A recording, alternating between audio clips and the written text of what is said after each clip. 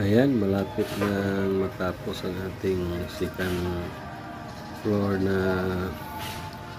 buhos natin sa ating concrete. Yung beranda na lang sa harapan ang matitira.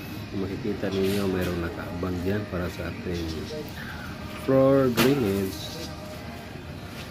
Then, ito lang, kulang. Kailangan may waterproofing yan. So, para hindi tumagos yung tubig sa ibaba kahit naka steel building tayo. So, dapat pa rin na waterproof yung parking yan. Kasi open yan sa open yan sa weather. May bubong niya pero walang wall na nakasarado sa area niya. So, dapat na waterproofing.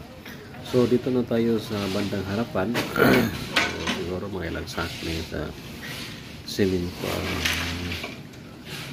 ang natin, ang kulang, no? So, doon, mayroon ng buhos.